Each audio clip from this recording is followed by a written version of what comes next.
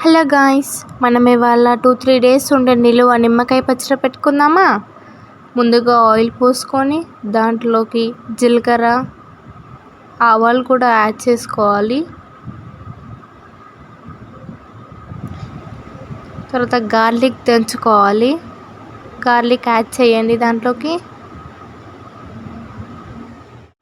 Next జీలకర్ర ఆవాల మెంతి పొడి యాడ్ చేసుకోండి లైట్గా.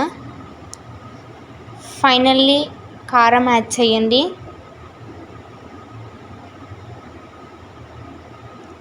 Mix it well. Next lemon నూరేసుకున్న వక్కలు ఉంటాయి చూడండి, దాంట్లోకి యాడ్ చేసేయండి. వాటిని కూడా మిక్స్ చేయండి. ఫైనల్లీ సాల్ట్ యాడ్ చేసేయండి. Mix it well again. Wow, it's wonderful. Finally మన నిమ్మకాయ పచ్చడి రెడీ. Bye guys.